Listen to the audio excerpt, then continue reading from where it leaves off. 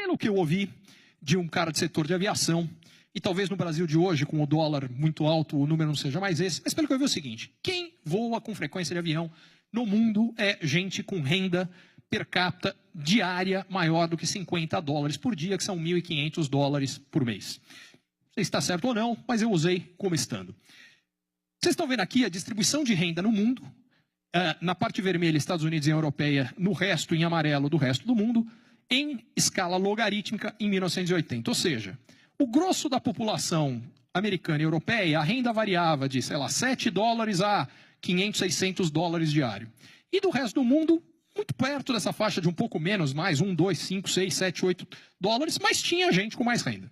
Em 1980, esta área vermelha era 9 vezes maior do que a amarela.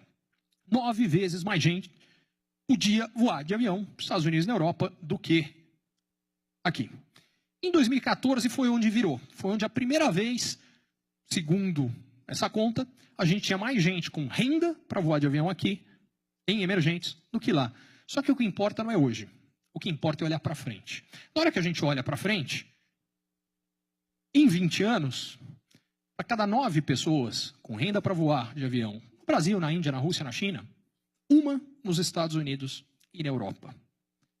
Por que a gente tem, para pegar um movimento recente do setor de aviação, por que os chineses da HNA resolveram comprar um quarto da Azul na maior crise da história brasileira? Primeiro, porque o preço dos ativos no Brasil vai lá embaixo. Segundo, com o dólar alto, a liquidação do ponto de vista dos estrangeiros fica maior. Essa é uma outra coisa que eu sinto dos meus clientes. O que eu tenho de cliente, particularmente estrangeiro, com o dedo no gatilho para investir no Brasil, por conta de olhar e falar o seguinte: olha, o que a gente tem no Brasil, você tem uma situação que é muito rara, que é, você tem 3 grupos de países no mundo. Países ricos, grandes mercados, organizados, o negócio funciona, baixo potencial de crescimento. Segundo, pequenos países emergentes, tem um monte, 150, só tem um problema, os mercados são pequenos. Terceiro, 4 ou 5 grandes países emergentes que unem potencial de crescimento e escala de mercado. Isso é a Índia, a China, o Brasil, a Indonésia. Se a gente forçar muito a barra, eu incluo o México, a Rússia e a África do Sul, mas tem que forçar a barra. Para ser mais específico, se vocês viram aquele gráfico do crescimento da América Latina, os países que mais cresceram são menores do que o prédio do Google aqui. Mas depois vem uns um pouquinho maior. O Peru.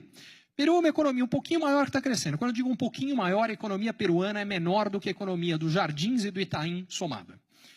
O Chile é um paísinho legal, todo mundo gosta, na América Latina funciona, admiro, acho o Chile um país bacana, gosto bacana também. É menor que a da economia da cidade de São Paulo. A Argentina, não, aí já estamos falando de algo um pouco maior. É um pouco maior, menor do que o estado de São Paulo. Isso aqui, gente, é para falar o seguinte: empresa que quer ser líder global não pode deixar de ter uma presença importante no mercado brasileiro. E nunca ficou tão barato entrar no mercado brasileiro do ponto de vista de uma empresa estrangeira, particularmente americana, porque o dólar não está forte só em relação ao real, está forte em relação a tudo quanto hoje. Quando a gente colocar a casa em ordem, vai chover investimento. E isso vai gerar o ciclo que eu vinha comentando.